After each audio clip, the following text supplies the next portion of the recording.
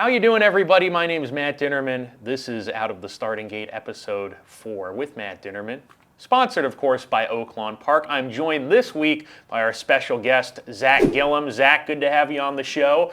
And tell us, first of all, just get the viewers out there to understand, you are a team member here. What do you do here? What's your position, and what does that entail?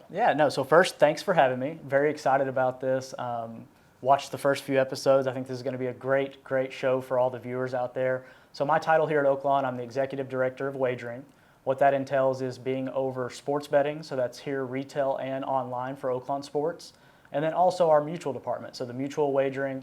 I actually started over here on the racing side with Oaklawn Anywhere, moved into the mutual department, then moved over to the casino for a little while, and now I'm back doing a little bit of all of it. And of course, you have a racing background. You followed racing, especially a few years back. We were talking about off air how you watched every race from Oaklawn, you keyed in on certain circuits. How did you get involved in horse racing specifically? Yeah, so I grew up here in Hot Springs. I did not come as much as you would have thought as a kid growing up in Hot Springs, but I did come every once in a while. And then after college, I moved back here to take a little break. I was working at a golf course during the winter, not a lot to do at a golf course. Oaklawn was running, and I had some guys I was working with that were handicapping, picking horses.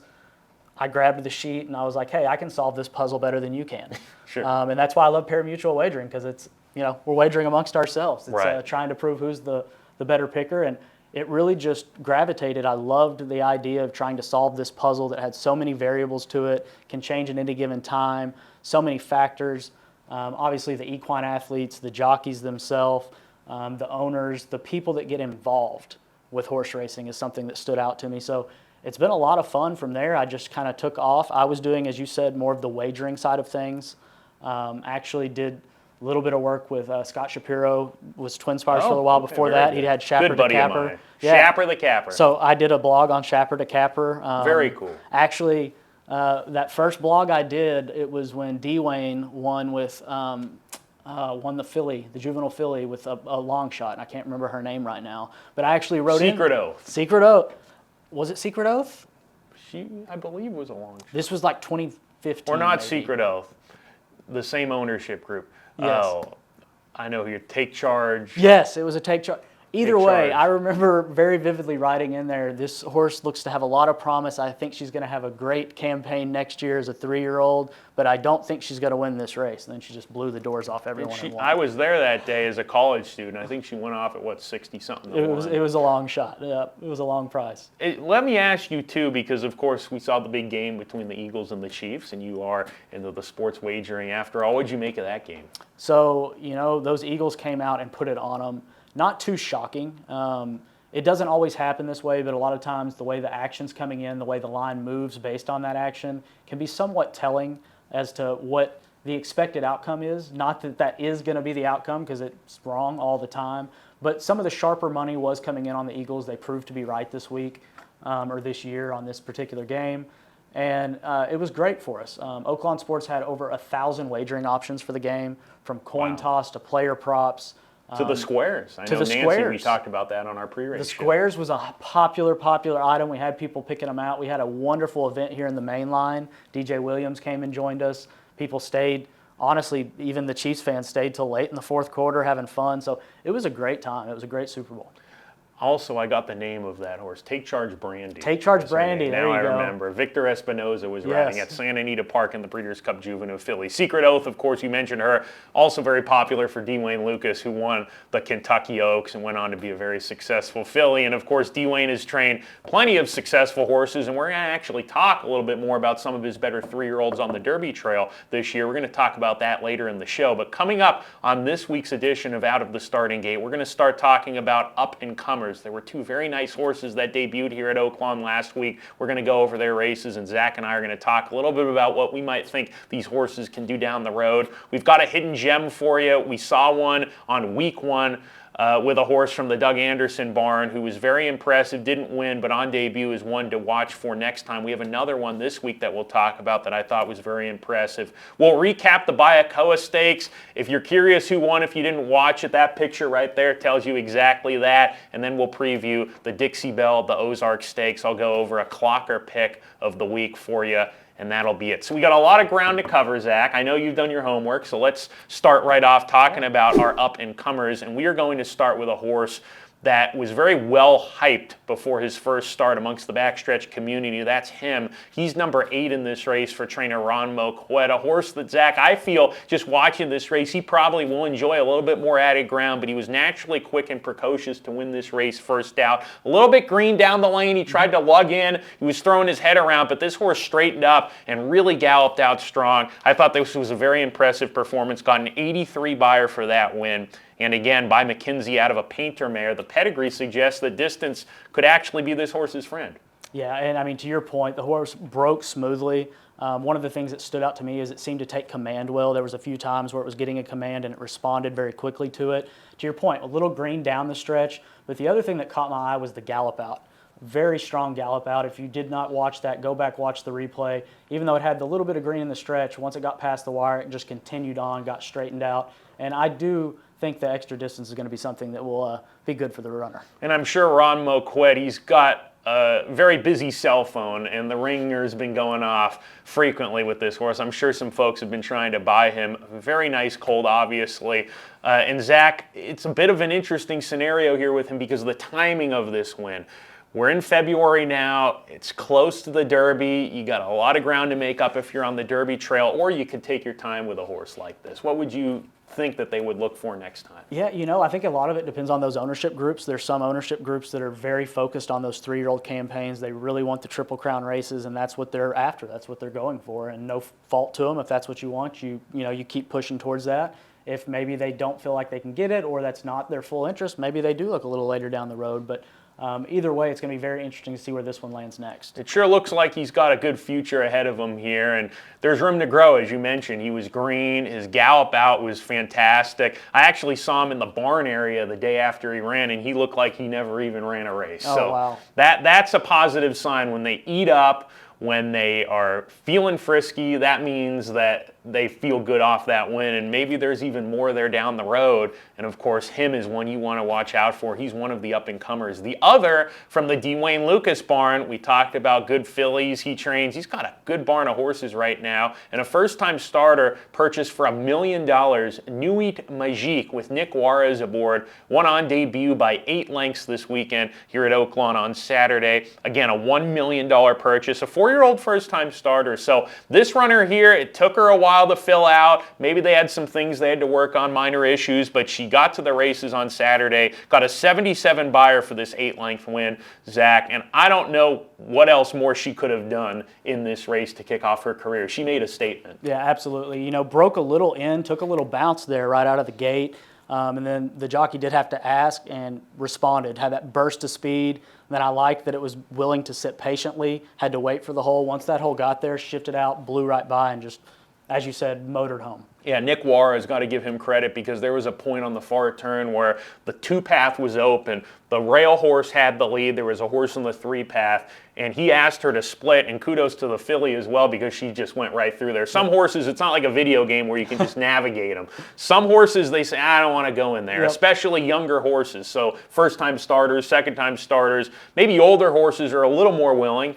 Sometimes not even older horses are willing to go inside. They can get claustrophobic, but this filly went right through there. And I would imagine another one just like him, she's obviously an older filly, so she's in a little bit of a different situation, but I would imagine that distance could be her friend down the road, being by an Arrogate. Absolutely, and as you said, these aren't cars. They don't have accelerators, brake pedals, and steering wheels, so it is different than what you might think. It's not a video game, and yeah, this is going to be great. I think that was a very good win. I'm going to be interested to see where she lands next. Both of these horses, him and Nuit Magique, ones to consider. By the way, him was purchased for $100,000, which to the average Joe, that's a lot of money, but I'll say this, could be a bargain purchase. Nuit Magique being by Arrogate, who unfortunately passed away. She's got a lot of value as a broodmare, being an Arrogate filly, but that win just propels her to maybe do some special things on the racetrack and maybe even increase that value down the road. So if I'm the owners of those two horses, I'm generally pretty happy with how things are going. I don't think they're upset at all after those races. And they spent good money for these horses, but they get lucky. Sometimes I'd rather be lucky than good, and in racing you need a lot of luck. I think I'd always rather be lucky than good. Yep. Including in the casino. Yeah.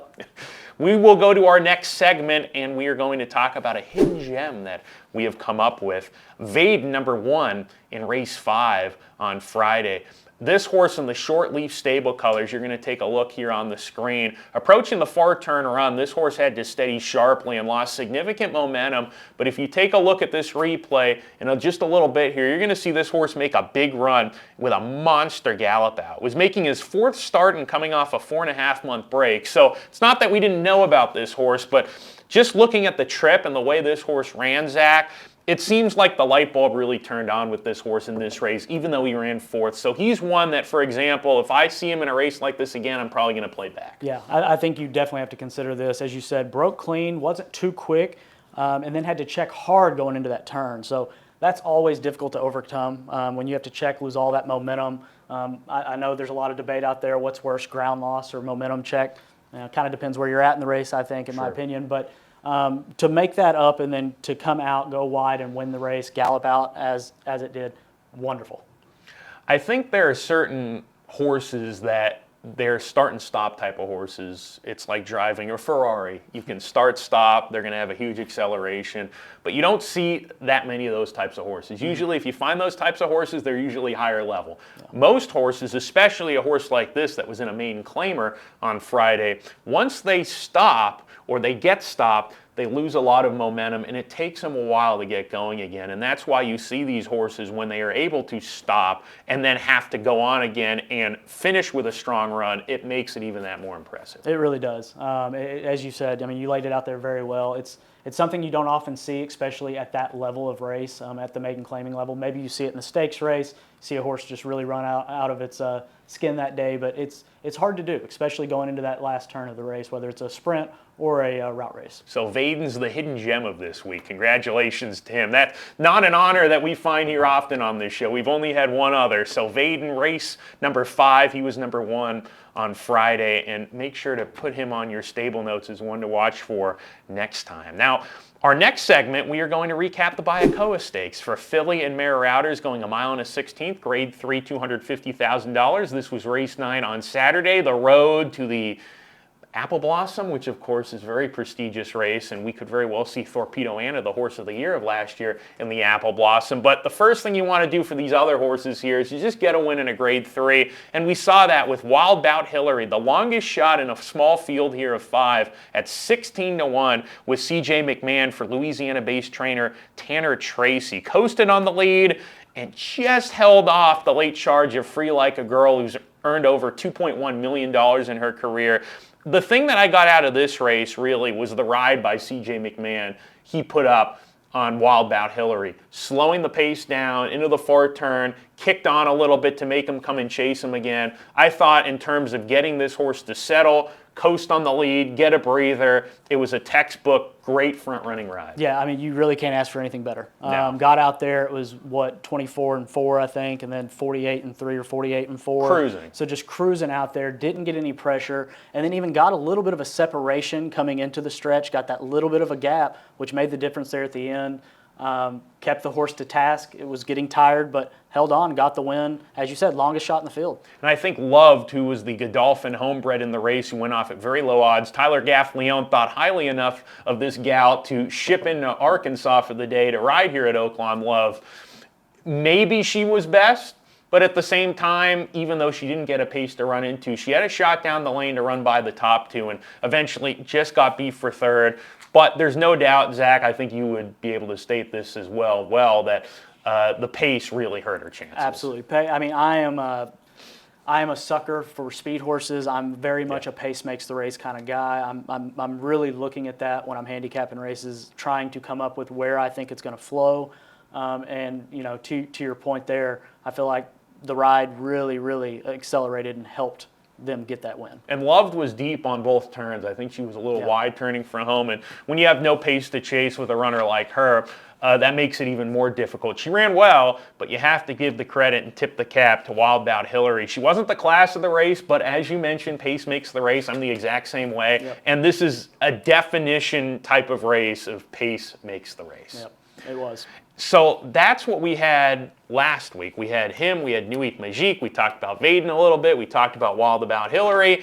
But now we get to look forward to this coming week. 1 week before Rebel Week, and we'll talk about the Rebel in a little while here, but the good thing about Oaklawn Park is every week we got stakes races. Every week we have good quality races. And this week we have 4 racing days. Friday through Monday, first post each day is 12:30. We've got 10 races Friday and Saturday. We've got 9 on Sunday, and then back to a 10 race card on Monday afternoon. So a lot of good racing action to look forward to, Zach. And one of those races we will discuss, there's 2 of them we're going to go over. 2 stakes races, feature races this week. The first is the Dixie Belle. Race 9 of 10 on Saturday. This is a $150,000 race for 3-year-old fillies at 6 furlongs here. I think this is a pretty good race. You've got a low morning line odds favorite here in GW's Girl, who comes off a nice win last time out and a stake here at Oaklawn Park, and we'll start with her. She's the one to beat, Zack, for the Greg Compton barn, Francisco Arrieta back aboard. I thought that she got a great setup last time out, perfect setup off a very fast pace, and nailed the favorite at very low odds. She's So Spicy, who returned, by the way, to win an allowance race sprinting on the turf at Gulfstream last week. GW's Girl, I don't think she's going to get that type of pace today that we saw, where they went very, very fast last month in the race that GW's Girl won. But we still are going to see a decent pace in this sprint here, and she is hoping to come from off it once again. Correct, and I agree with you. I think that last race she had the perfect setup, great ride, and then looked good doing it. So you can't fault someone for getting the great setup when you perform that well. But I'm with you. I don't know that she's going to get quite the same setup. I do think there is some pace in here, so it could set up to a similar scenario. I did this before the morning line was posted. It'll be something that I'll really want to watch the odds for. Don't know that I would want to back her at that price, but I will not be shocked at all to see her win the race. Sure, and she's the classiest runner in the race. She broke her maiden, ran a Keeneland and ran a very good race. Actually was in against males that day and finished behind Governor Sam by just a few lengths. And Governor Sam almost won the Breeders' Cup Juvenile Turf Sprint at Del Mar in November. So this is the class of the race right here. Her name is GW's Girl. One angle I love, Zach, and I'm sure a lot of fans who watch Oaklawn will remember this, cut back from route to sprint. And we're seeing that with You'll Be Back, who comes off a runner-up finish in a stake here at Oaklawn going 2 turns. Now she's cutting back to the 1 turn, and she broke her maiden at 1 turn. So for trainer Tom Amos, he's always got him fit, but especially with this angle in mind, she will be fit to run. Yeah, and this is another one that if you're not aware, potential chance of some moisture in the track on Saturday, so I think that's something to watch out for. And has some experience, ran well, even though didn't get the win at the mile in the mud. I think that is worth looking at. Broke well, was not rushed up in the last race. Set on the backside, moved up on its own, and then some of my notes I have here just was ridden with confidence. You could see that the rider really was confident, and I feel like the horse did win multiple battles in the race, just lost the war, didn't get the win. Sure. And Christian Torres has the mount. He was aboard last time out, so whenever you get the leading rider, that's always a good thing. I always note, Zach, in handicapping that even though this is horse racing, it's not jockey racing, but the top jockeys typically, for one, they at many times have choices of multiple horses in a race. But also, and this is the most important thing, the riders in the higher end of the colony, they're getting the best quality horses. So that's something you have to take into consideration. Absolutely. And to that point, I think you have to factor in, did the jockey choose to come back and ride this mount? Did they have another choice? Could they have gone another direction? I think that's something you always need to take into consideration. One horse that I like in this race that's 12-1 is Miss Martini for the Steve Asmussen barn. Eric Asmussen's going to be riding. Keith had the mount last time out, the older brother of Eric and the son to Steve Asmussen. He is at the fairgrounds on Saturday. So Eric's going to pick up the mount from his brother, draws the rail, which some say isn't a great spot to be in a sprint race, but it's not a huge field here. There's only 6 other horses to her outside. She's a daughter of Curlin, who, by the way, I thought she was very impressive on debut. Yeah, no, she looked good, and this is another one that has some experience with some moisture in the track, so if that's a factor Saturday, definitely keep that in mind. Coming off a pretty good workout since that maiden victory there at the end of 2024. As you said, 1 by 4, pulled away pretty easy. I feel like it had an ideal break, set really in the perfect spot, got some nice asking there out of the turn, created that separation. Looked good winning. Race 9 on a 10-race program on Saturday is the Dixie Belle Stakes for 3-year-old fillies. We shift gears to Monday afternoon, our special Monday card with 10 races, and race 9 on that program of 10 is the Ozark Stakes. So we're getting a chance to see the Colts and Geldings 3-year-old sprinters here. A filly could enter in the race, but really it makes sense for the fillies to stick with their own sex. So that means that the males get to shine. on Monday afternoon in the Ozark Stakes. A field of 9 was entered, a couple of supplemental entrants, which are interesting, which makes for a decent field here with a field of 9. But I think the one that people are going to really gravitate towards is a horse named Wild and Crazy Night, and we've got that replay for you. This horse was last seen in a stake here, finishing behind Kale's Angel, who won the Advent Stakes, but the pace was very fast. Kale's Angel probably ran his B- race that day, but Wild and Crazy Night had to steady very hard in mid-stretch when trying to go through between horses. I think if he would have gotten through, or he would have gotten a clear trip anywhere, he would have won that race. So for the folks who are trip handicappers, they're going to be gravitating towards this horse in the Ozark. Absolutely. I think that is a great one to point out. And as you said, got the hole. I don't think many people are going to debate would have got the win, so it's definitely one to watch out for. And Monday, we haven't mentioned it yet, but don't forget, we have our hat giveaway. There you go. So, I mean, we got it on display here. It's a beautiful white hat, navy or a blue. Don't quote me on navy. I know sometimes I get those. Navy. I'm getting the thumbs up, navy. But come on in Monday. We're going to have vouchers at the door. Just make sure you get your voucher. We'll give those away after race 4 at the beer garden. Going to be a lot of fun. You don't want to miss out on your hat. There's this phrase, well, nothing's really free. Trust me, it's free. That's free. We can attest to this. And really nice hat. I'd like to get one because I play a little golf, and I think that'd be great on the golf course. So I've been pushing for the white hat, and everyone's been Have asking you? how old am I, because usually it's on the golf course, but I love white hats. I'm very excited about it. I'll see if I can't snag us some. Beautiful. Monday, right? Monday afternoon. Monday afternoon. So you know what? If you call in sick from work and come here instead, I don't think that's a bad idea at all. Let's talk about another horse, Zach, in this race that is a shipper. And when you get shippers, they're always interesting. But Mike Stidham, he's got a string here this year at Oaklawn Park. Didn't last year, my first year here. But he's got Innova in this race with the leading rider, Christian Torres, aboard. This horse won gate to wire, by the way, Zach, with a clear lead last time out in that fairgrounds race. It was a first level allowance. So he's broken that allowance condition. These 3-year-olds, usually after they win a first level for restricted 3-year-olds, they have to go into a stake race. My question to you, you talk about pace. There is a difference between getting a clear lead and getting a lead, but with pressure. Absolutely. How would you reiterate that? Yeah, so I mean, something for me, I've always, unless the horse has proven to me that they can take the pressure from the outside, that always makes me nervous. Once they get headed, some horses just don't like it. They're going to back up. They're done with that. So it's something you really have to, until they've proven to you that they can do it. I get a little hesitant. If I think you're on the inside, you're going to get pressure, I'm a little less likely to back you in that race till you show me you can do it. Well, one horse that's shown versatility, and he's the last main contender we'll mention here in the field of 9, is none other than Oaklawn Joey from the Jean Jacot barn. I love when small barns win. Jean Jacot only has a few horses. Of course, the partner of Lynn Kleberad, who has many horses, not only in Iowa, but here at Oaklawn as well. And Oaklawn Joey, his last couple of races have been impressive. He won a restricted maiden special weight, and then he came back and won an allowance race against a pretty good field, a small field, but a good field. Wheels back quickly in 2 weeks for the Jacot barn. And this horse, Zach, you really can't complain, hasn't done much wrong. No, really hadn't, and going to have some pace to run at, so that should work well for its running style. Looks like there will, based on what I'm looking at, will be a pretty good pace out front. That's the Ozark. That's race 9 on a 10-race card on Monday. The attraction on Monday, not only the Ozark Stakes, and actually a really good card, but also that hat right there. So I'm fired up for the hat, but even the racing is going to make it even better. So it should be a good racing week, Friday through Monday. You want to get your juices flowing here at Oaklawn for Rebel the following week. You want to pay attention to these next 4 race cards, which are very good. Every single one of them, big fields, plenty of good quality throughout the 4 days of racing here at Oaklawn this week. We're going to shift gears to New Mexico. We don't talk about this very often, New Mexico racing, but we've got a race for you. It's a big day at Zia Park. And we're going to talk, or Sunland Park, I should say, Sunland Derby Day. Zia Park, of course, also in New Mexico. But we're going to talk about the Sunland Derby and a contender that comes here into the Sunland Derby right here from Oaklawn Park. His name is Caldera from the Dwayne Lukas barn. And my clocker pick is not going to be from a race here at Oaklawn. It's going to be in the Sunland Derby with Caldera. If we show this workout on February 2nd here, he looks terrific. And we'll talk about his maiden win in a little bit, but as you can see, he's coming down the lane pretty effortlessly. But what I really like about this work is after the wire, I don't think this was a gallop out. I think he worked past the finish line, but he's extending nicely, showing good energy, and finishes with a lot of power. I have a spreadsheet with my grades of works on oaklawn.com/racing/workouts, and I gave this horse the rare A-.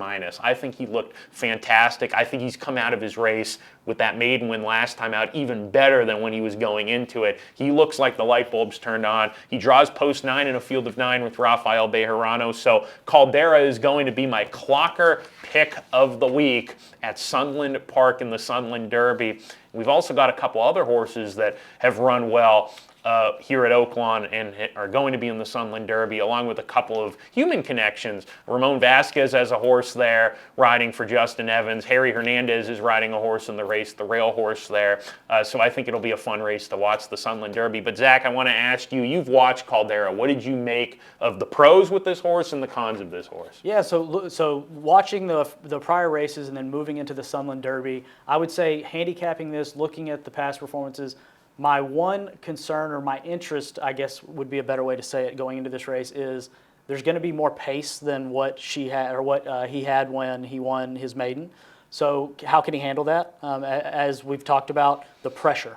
The good news is out to the outside, so I don't think he's going to have to worry about the pressure to the outside of him until later in the race.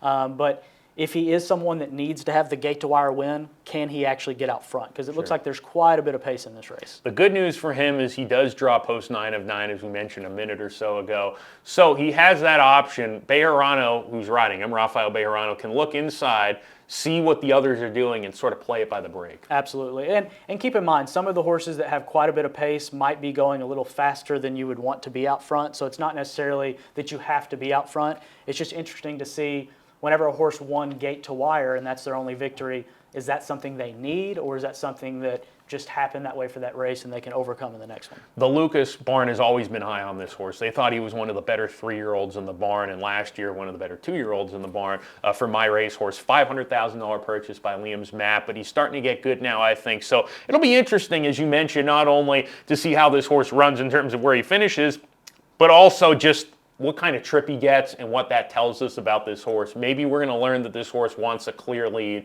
Maybe we're going to learn that this horse doesn't like kickback. We're going to find out. Yep. But I like the post position for him, because if he was drawn inside, he would probably have to be more committal to either sending towards the lead or going to have to take back. And I think he would have to send towards the lead, because he doesn't appear like a horse that is a start and stop type of horse, as we mentioned earlier in the show. He's a type of horse that you want to keep him going at a steady rhythm. So that is Caldera. He is my clocker pick of the week. Speaking of Dwayne Lukas, we just want to stay on his train for one more segment here, because we're just going to briefly mention the Risen Star Stakes. It's a big, big day, not only here at Oaklawn on Saturday afternoon, but also in Louisiana at the fairgrounds. They've got 14 races on Risen Star Day, and they always draw about 14 races on Risen Star Day every year. And this year we have an Oaklawn contender from the Lukas barn, American Promise, a high-priced son of Justify, purchased for a lot of money as a yearling. And American Promise draws the rail. We'll be getting the services of Keith Asmussen for the first time. Large field of 13 horses in this race. And here's a horse that I think needs to be sent. He's a big, big horse, Zack. He is not one that can stop at all. And I think he's fairly one-dimensional. I think right now in his career he wants to be on the lead. What did you make of his maiden win? We'll talk about the Southwest, his last race, in a second, but I know you just watched it. Yeah, the maiden win. The maiden win looked good. A little moisture in the surface there. Broke out well. Maintained. I really liked seeing the move from the quarter to the half. I felt like he was moving well at that point, and continued to do so down the stretch. Held off a bid there and pulled off the win. He ran in the Southwest next, which was a tough spot, albeit, but Dwayne Lukas is not scared, especially with well-bred, high-priced horses, to take shots once they break their maiden. Rather than wait for an allowance, let's try a stake, let's see where he fits. He made a bit of a premature move into the far turn to challenge the eventual race winner, Speed King, and faded down the lane. There was a very fast pace in the second quarter and the third quarter because of that early move, even though the first quarter mile was not particularly that fast. So I think with that early move in mind, Maybe he's not quite as good as a horse like Speed King, but I also think it took him out of his element and it really hurt his chances to finish a little bit better. I think this time around, Keith Asmussen, who again is riding for the first time, he's going to send this horse out of the gate. Yeah, I think he has no choice. I think he really needs to if he wants to be contentious in this race. And the other thing to keep in mind is, you know, the horse has raced every month since July of last year from what I'm looking at, so it might be, you know, see how this one goes, and if not, might have to take a little time off and kind of regather itself. But he's definitely put up performances that where he can run with this pack. It's just, will he be able to do it that day? He's like, I think, like, for example, a kid in school that plays basketball, and maybe he's a little bit on the taller side, right? And he's growing into his body, and maybe the kids that maybe are a little bit smaller than him, but just are a little more quick, they're a little more agile. He will eventually, that tall kid, catch up to those kids in terms of talent as he grows into his body, and I think American Promise is that type of horse. He's a very, very big son of Justify with big, long strides, and I think he's one that over time he is going to improve. I wonder this time around if there's going to be a fast pace. His barnmate Innovator is going to run in the Rebel. It's sort of hard to tell right now whether Innovator or American Promise is the better router, but both of them have talent, and that's what we're going to get to next before we end this week's edition of Out of the Starting Gate, is the Rebel. Of course, we're not running the Rebel this week. Saturday, February 22nd, we're projected to have 12 races on the card, 6 stakes, including the $1.25 million Rebel, including the Honeybee, which has Kentucky Oaks points given out. Muhima is going to be one of the favorites for the Brad Cox barn in the Honeybee. She is undefeated, coming off a layoff, making her 3-year-old debut, Zack, here at Oaklawn. And also Take Charge My Lady, who's been very impressive. We saw her win a stake here last time out, and she will be competing in the Honeybee for more Kentucky Oaks points. But we want to talk about the Rebel. Innovator, of course, I mentioned for Dwayne Lukas is one of them. He, of course, ran third last time out in the LeCompte at the Fairgrounds, and he broke his maiden here sprinting.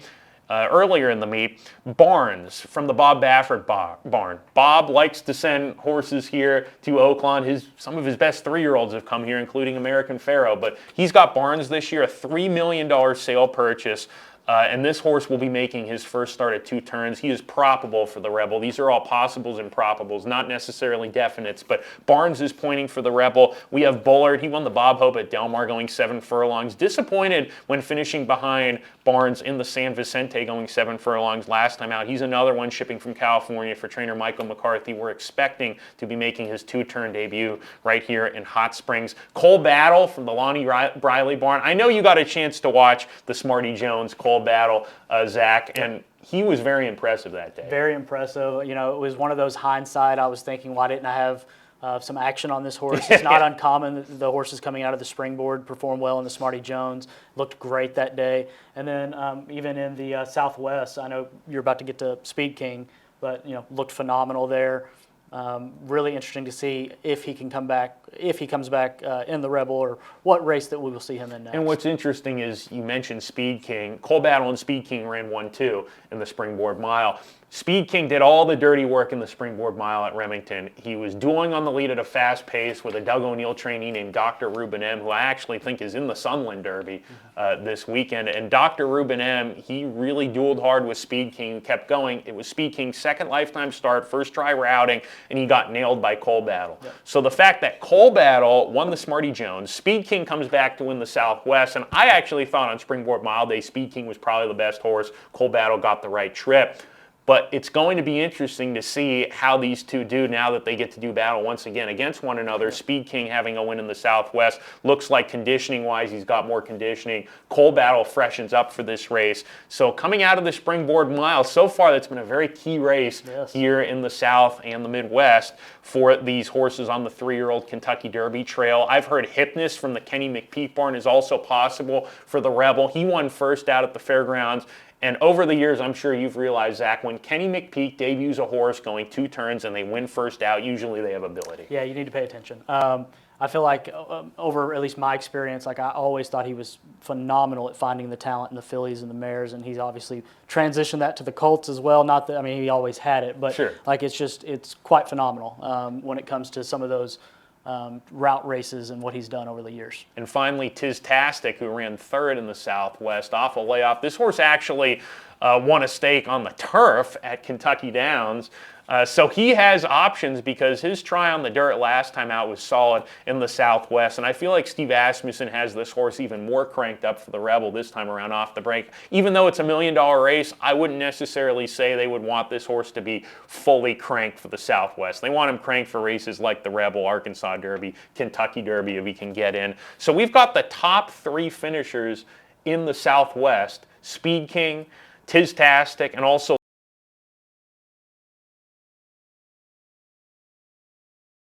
interesting one of all. A lot of people are hopping on the Sandman bandwagon because last time out, this $1.2 million purchase totally missed the break, was well behind, and came running on for second in what was a huge effort. Yeah, and it's wonderful. This is what you want. You want the top 3 finishers from your Southwest to come back for the Rebel, get some shippers, get some more competition. I mean, there's a reason they're doing it. $1.25 million. Look at just the history of the Rebel, the horses that come running in it, and how they continue to produce down the road. It's going to be very exciting. Weather cooperating. Maybe we have the infield open that day as well. So really looking forward to it. This is my favorite time of the year. You get the President's Day, get into Rebel, get into the heart of that 3-year-old campaign, leads us into Arkansas Derby, then to Kentucky Derby. So we have as good of quality of racing as anywhere in the country at this point on the dirt. Of course, we don't have a turf course, but our dirt racing here, you look at who runs here. We saw the Kentucky Derby winner of last year, Mystic Dan, prep for the Derby here. We saw Torpedo Anna win the Oaks and go on to win the Breeders' Cup Distaff, almost won the Travers against males and won the Horse of the Year. This year, we're projected to see Torpedo Anna at least start her 4-year-old campaign in the Ozark Stakes next month. And then if she decides to stick in the U.S. and not go to Saudi Arabia or Dubai, she is very likely to run in the Apple Blossom. And we are also hearing earlier this week or last week, the reports came out that Sierra Leone, who was going to run in the Saudi Cup, is going to skip that race. He had an abscess, and they had to stop on him training-wise. He may make his return to the races in the Oaklawn Handicap. Oh, that's wonderful. So that just goes to show you want to be at Oaklawn if you've got a good horse. The prize money's ripe for the taking, and the racing's great, and we also get a great on-track crowd. Zach, I know you can speak of just how great our fans, this community is. They love racing here. Yeah, I mean, obviously you come to the track, you're going to be expecting to see race fans and racing going on. You're going to see it. It's going to be great. But when you come in town, if you've never been here, even going to the local restaurants, people get shocked by most of the TVs they have racing on. Yeah. People around the town, this is our 5th season. We love racing. It's a lot of fun, whether it's you like to make your bets, whether you like to come look at people, whether you like the pageantry of the horsing. I mean, there's so many things to enjoy here at Oaklawn, whether it's the horse racing or the entire property itself. And coming to Hot Springs, best city in Arkansas, in my opinion, we've got a lot going on. You couldn't have said it better. And you gave a lot of winning analysis, and hopefully you gave out some winners here today, Zach. And I got to say, you won the suit contest between me and you. So well done. I like the tie. Yeah, well, this is actually Arkansas Derby 2014. There you go. They used to give out Arkansas Derby ties every year. Yes, so I had to come looking sharp just in case you wanted to bring me back. We would love to have you back. So you just passed your first round of out of the starting gate. Right, so good well deal. done. Well done, Zach. You can also see Zach, of course, in the sports book very often here at Oaklawn Casino. And make sure to download that Oaklawn Sports app and the Oaklawn Anywhere app. This is Out of the Starting Gate with Matt Dinerman, sponsored by Oaklawn. It's been a great time with you, Zach. Thanks for coming on, and we will be back next week for another edition, Rebel edition of Out of the Starting Gate. But for now, enjoy our 4-day race week, Friday through Monday racing, right here from Oaklawn.